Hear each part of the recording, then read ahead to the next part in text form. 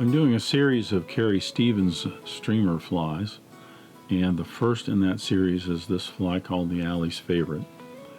It is a very, very traditional kind of, Wrangly region streamer fly, long shanked hooks, the tag, the floss body, rib, throat, wings, belly, underwing, cheeks, all that stuff.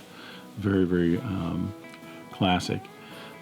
Plus, being a Carrie Stevens fly, it has one of her signature red bands on the head of the fly. But it's a very fun fly to tie.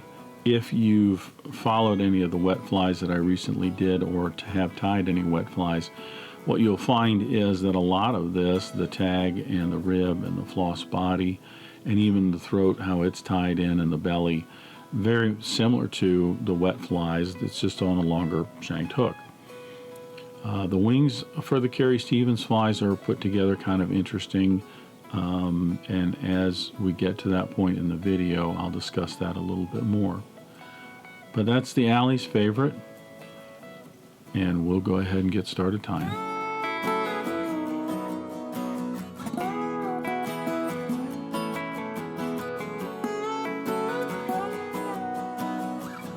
For the Allie's Favorite, I'm going to use an R79 Mustad hook in a size 4. This is a 9X long streamer hook. If you don't have something quite that long, you could certainly use something a little bit shorter just to get the job done, but traditionally these are 9 and 10X long streamer hooks that are used for these Carrie Stevens flies. I'm going to debarb the hook, and I'll attach my tying thread. Because the Allie's Favorite has a red floss body, I'm going to start with a white thread. This is a Danville flat waxed nylon. If you don't have this, if you've got just a 3/0 Danville or something like that, that's fine. You're just going to want something a little bit wider and a little bit bigger, and the primary reason is we got a lot of thread wraps to do here and material and a very long shank to do this in. So having a little bit bigger thread is going to help us get from one end of the hook to the other.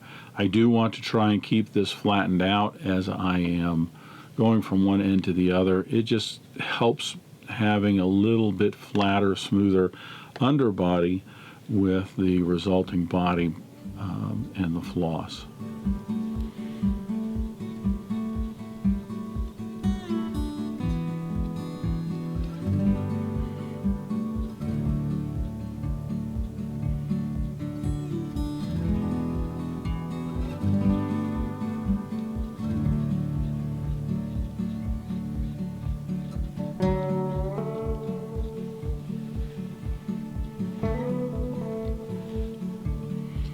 We're going to stop with our thread maybe about 2 eye lengths in front of the point of the hook. The tag on these flies generally takes up the space from about the point of the hook to the barb of the hook, or even a little bit further forward, sometimes even in front of the barb, or excuse me, the point of the hook to about the middle between the point and the barb. I'm using a size 14 Danville silver and gold Mylar tinsel. If you have like a Lagarton's metal tinsel, that would work fine. Just want to make it a silver. I'm going to attach this just on the other side of the hook shank with the gold side out. Now, part of the reason that I'm stopping this far out is I want to minimize the amount of thread wraps that I put back here as I'm tying in and binding in material. So I'm starting a little bit further out and actually starting my tag a little farther forward than I should, because as I tie in other materials, I'll actually cover that up just a little bit, but I'll end up with a smoother body on the fly. I'll flip this over to go ahead and put that tag in. Ideally, you're putting in 8 wraps down the hook shank and then back up. I'm actually going to put in 9 because one of those is going to get covered up.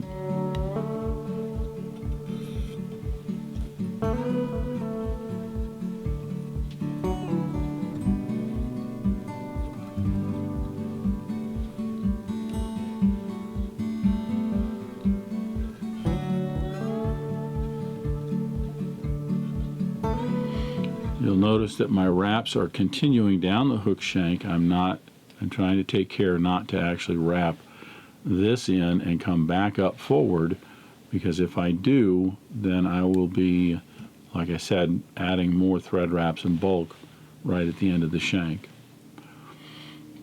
So with my tag in place, I'll now attach my tinsel for the rib. And I'm using the same tinsel on this for the rib. There is no tail on the Allie's favorite.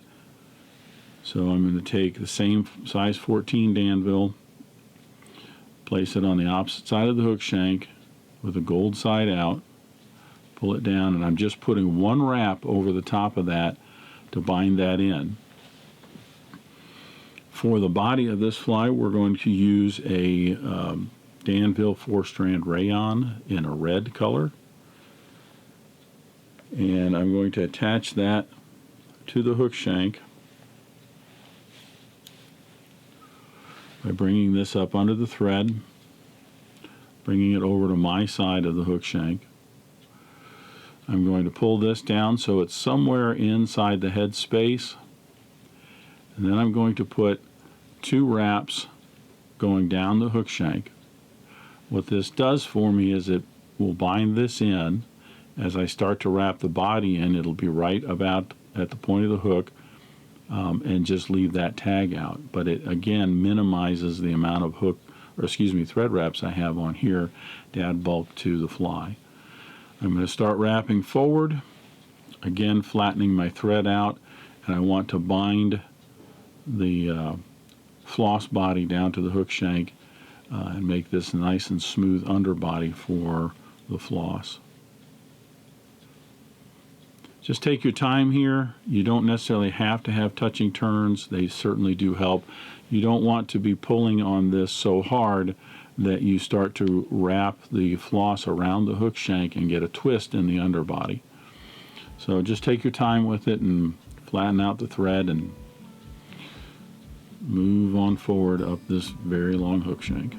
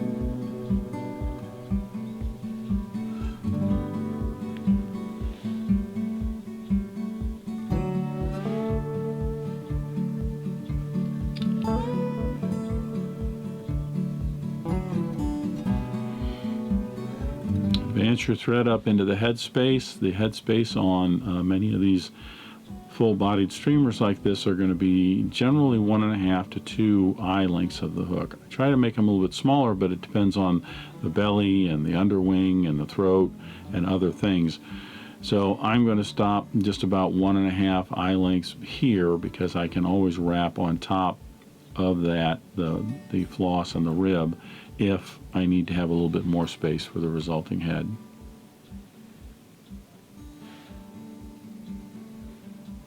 At this point, we're going to wrap our floss body on. I'm going to stroke these fibers out as I bring this around for the first wrap, and what this will do for me is it gets all of those fibers under the same tension. They'll be nice and flat, and so as I wrap these forward now, they will go on nice and smooth. I want to wrap these in. You'll notice that I'm overlapping the previous wrap by half. That way it will give me a nice smooth body as I work my way up the hook shank.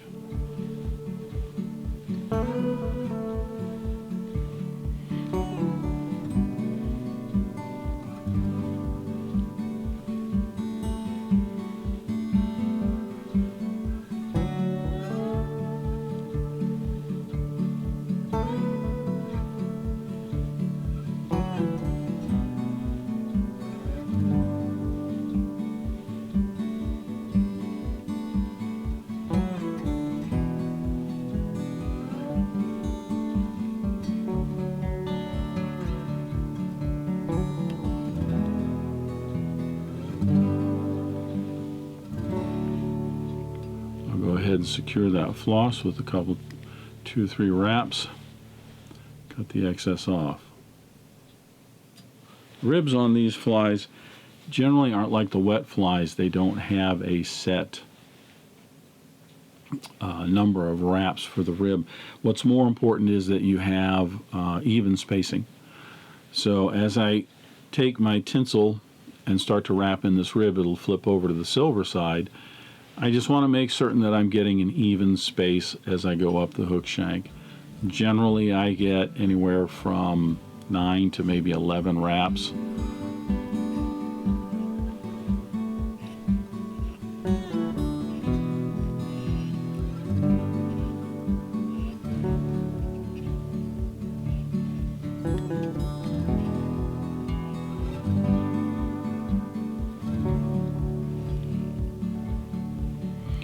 I'll secure this up behind the eye of the hook.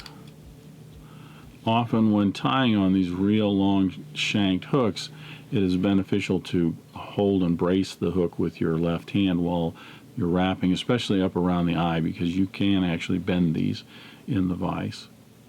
I'll trim away the waist, and that is our tag and body. At this point, I'm going to attach my thread that I'm going to use for the head, for the wing and the under the wing and everything. This is just a 6/0 Danville. It's a little bit thinner so I don't bulk up the head as I'm tying in different materials.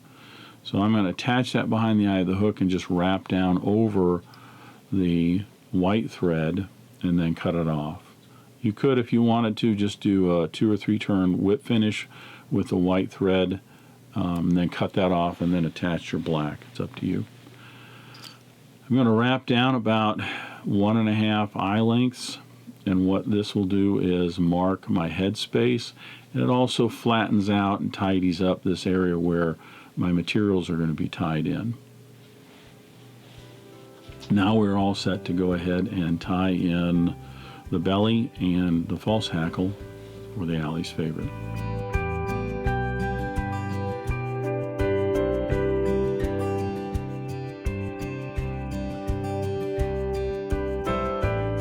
The belly for the Allie's favorite is made up of white bucktail.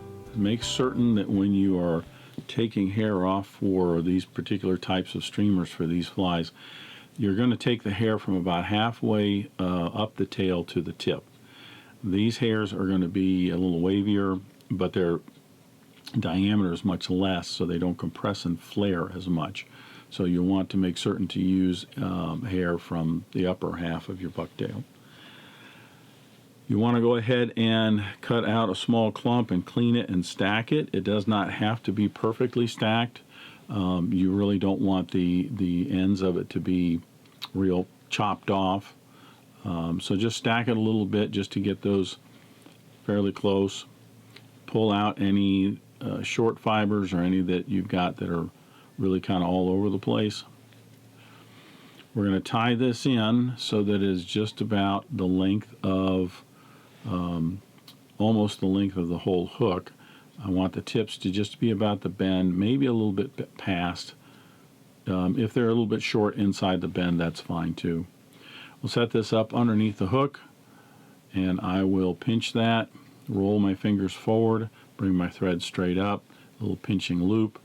I'll put in 4 or 5 turns, make certain that all of that is right on the underside. It hasn't rolled up towards me.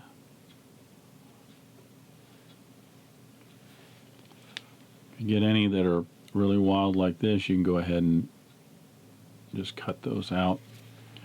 Mostly you want that belly to just be right on the underside of the hook shank. With that tied in, I'll trim away the excess, and then I will advance my thread forward to the eye of the hook, just tightening this up a little bit. Again, it gives me a nice smooth platform for the throat that I have to tie in. The throat on Allie's favorite is made of 2 different hackles. There is a orange hackle and a black hackle. I should say hackle fibers.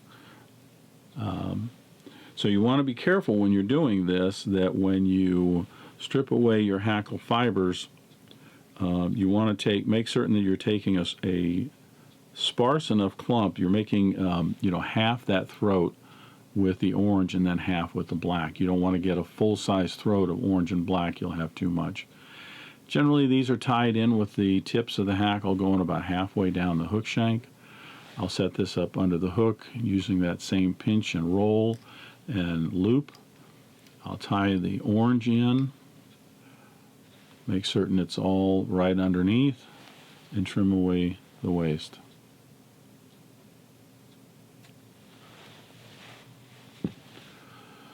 Advance forward just a little bit to get those butt ends tied down a little bit. Bring my thread back to where I tied in the hackle, and then I will tie in the black throat or false hackle. This will be the same length. I'll set this right up underneath, pinch my fingers and roll forward, bring the thread right straight up, 4 or 5 wraps to bind that in, and take a look at how that sets.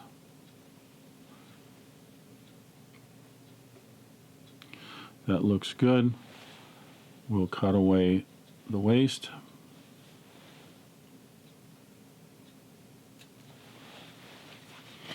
And again, I'll advance my thread forward to the eye and back just to bind those butt ends down and keep this kind of tidy. We'll build our head here in a little bit once our wings in, but mostly this gives me a nice level platform for my wing. Keep in mind with these types of streamers, if you're tying in this material here and you end up with a thread that has a little hump in it like this, as you tie in your wing, you're going to attach the butt ends of that wing at an angle, a downward angle, so it'll stick up like this. You really want them to kind of sweep straight back, or at least sweep back, and then they sometimes will droop down a little bit. So right in this headspace here, you can tidy that up a little bit and make certain that you're keeping this as flat as possible for a nice little platform for tying in your materials. The Allie's favorite has a underwing on it, and that is made of Peacock Herl. This is just some strung Peacock Herl. It doesn't have to be anything super special in terms of the Herl. What you do want to do is get out about 5 to 7, I usually get 6 fibers, and you want to try and even up those tips. They don't have to be just perfect when you even these up. That actually was okay, but I'm just showing you, you can take those out and just try to even those up a little bit more. We're going to tie these in.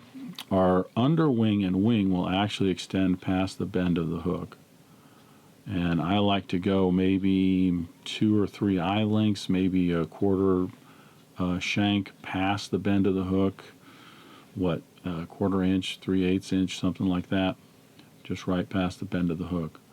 You do want to make certain when you're tying these Peacock Herls in, use that pinch and loop method, and you want to make certain they stay right up on top. You don't want those to roll around to the other side and the bottom. We'll cut away the excess. Again, moving forward, tightening that up just a little bit, and we'll put in our wing. The wing for the Allie's favorite is made up of 2 black hackles that are matched together, and they're flanked by 2 orange hackles, and then they have a cheek of jungle cock. I'm using some whiting American saddle for the wing on this. These are really, really nice feathers. They're very full and they have nice rounded tips to them. These are great for these long traditional type streamers. So I'm using orange and I'm using the black. What I'm doing is I'm taking 1 feather from the left side and 1 feather from the right side. And you can tie these in. I could take the left and the right black and match those up and tie those in, and then tie the orange on each side one at a time, and then the cheeks in one at a time.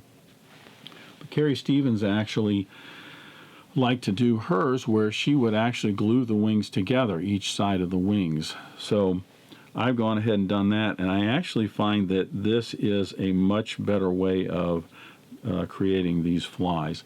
I've gone ahead, as you can see, I've got one side for the black, the orange, and then I actually have tied in or glued in the cheek, the jungle cock.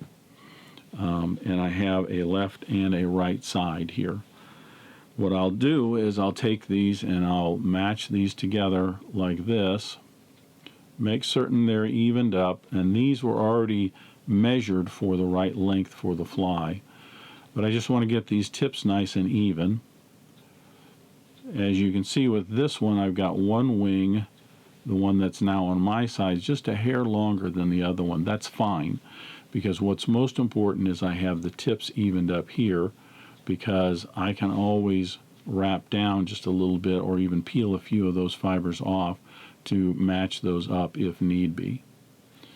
I leave this all on here as I'm gluing it together simply because it gives me a little bit of extra maneuverability to manage all that. But the nice thing is, once all of this is glued together, you see I have a nice flat wing, and it doesn't roll on me and twist on me as I go to tie it in. Now I can cut away the excess right here, and I end up with some really nice even butt ends. They're all in a nice row. I can set these right up on top, and I can go ahead and get in 4 or 5 wraps across that just to make certain that it's bound in, and then I can take a look at it. As you can see, it did twist a little bit here, and that's fine. Sometimes that happens. Generally with these glued up like this, it happens less frequently. Nothing worse than you've got your black hackles in and one of your orange hackles in, and you go to put the other one in and the whole thing twists up out of alignment. I can undo that and set these back up here and set these right down on top and bind them in again. There we go. And I still got a little bit of a twist, see? And that happens. The nice thing is you have all these glued together so they're very solid. It's very easy to take this out and reseat it.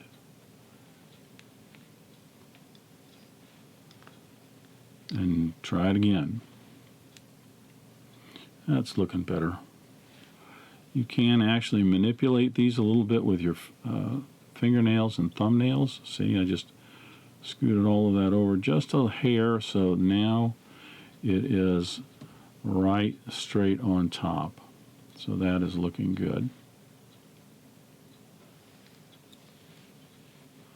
I will be doing some more of these streamers in the coming weeks, but this coming winter I am planning on doing a number of videos covering some in-depth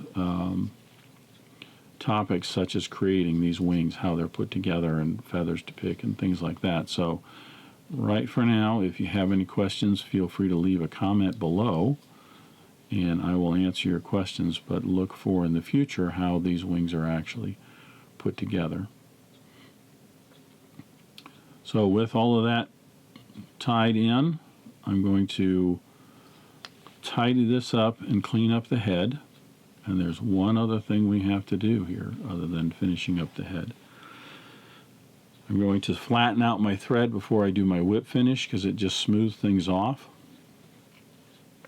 Carrie Stevens was well known for adding a little bit of extra color to the heads of her flies, usually a red stripe. This can be accomplished in a couple of ways. Generally it is done with some red thread, but you can also paint them if you want. I'm going to go ahead and put in about a 9 or 10 turn whip finish here and smooth off that head a little bit.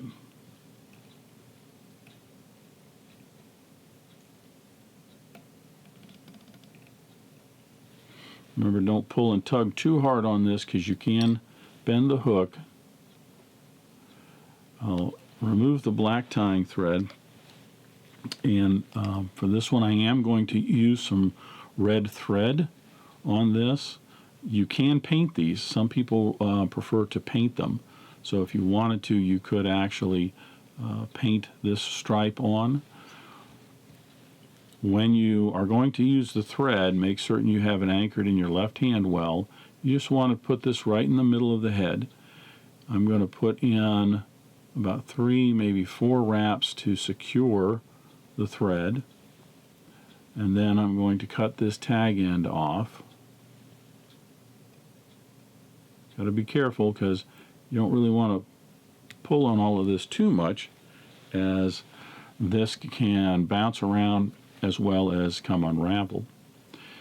And I'm going to then put in about another 4 or 5 wraps, just keeping a nice skinny red stripe in the middle of the head.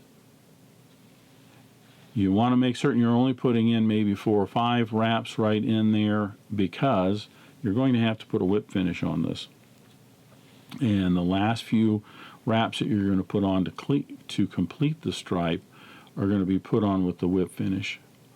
You do want to take care that you're not widening it all, or you're not getting one stray wrap away from it. I like to get 4 wraps in and then remove the whip finish tool. I'm going to pull on that slightly just to tighten that down. Yeah, see, that looks pretty good. Sometimes when you go to cut your thread after that last whip finish, what will happen is that will pop out, and because you've got so few wraps on there, it just starts to come unravel the more you try to fix it. What I found is it is helpful at this stage. You're going to use some Fly-Tite, or at least I do, use some Fly-Tite.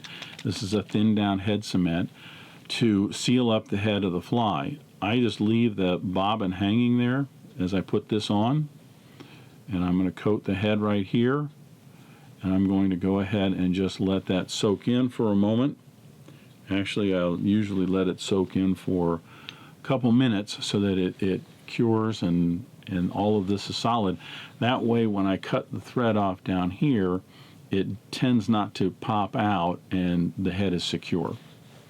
You want to be careful to, when you're cutting this thread off, to actually use the flat part of your scissors. Don't try to snip it, because you'll end up with a little pigtail sticking out. You want to just use the flat part of your scissors, and you want to come up on the thread like this and just use the flat part of the scissors to cut that just right at the head. And see, then you don't end up with any little nub of thread or anything sticking out, and you have a nice smooth red band. So once our Fly-Tite has cured, we will start the process of using some hardest hull. A lot of these types of flies, they'll use a number of different adhesives, but they'll top it off with a black lacquer. For the wet flies, I like to do that, and some of the others. But you don't want to do that with this, because you'll be covering over the red thread. So in that case, the hardest hull is a great way to go. So we'll come back in a moment and we'll start that process.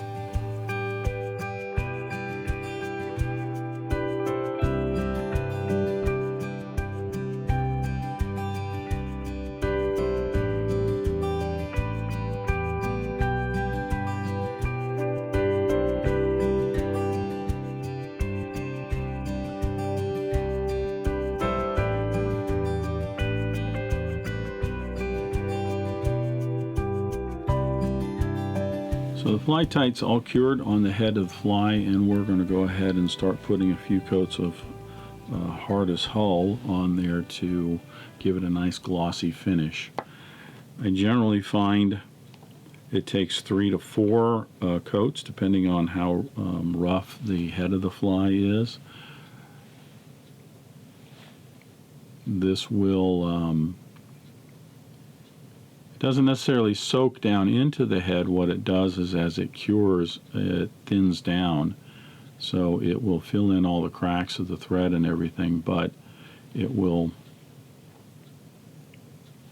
as it dries, you'll be able to see all those little thread wraps on the first and second coat. Usually the third, maybe a fourth coat, will be what really smooths it off. And the resulting fly will look pretty much like this one right here. The head will be nice and smooth and glossy. You'll have that nice red band right in on the inside. Take your time with it. You want to make certain that you're getting some hardest hull all over the all the thread wraps to really secure all of that in. Nice thing with the clear finish, if it gets a little bit on the wing or the throat, it's not going to change the color of it. And keeping in mind that if you're tying these to go fishing with them, you know, as nice as this looks right here, it's not going to stay that nice in the water, especially if you start catching fish. It's going to get beaten up, and but it still fishes well. If nothing else, it's just a very pretty fly to tie. So that's the Allie's favorite. Again, this is the first in a series that I'm doing on Carrie Stevens streamers, and also the first in a class that I'll be doing on November 9th. You can look to dressedirons.com for more information, and there will be more information down in the description down below.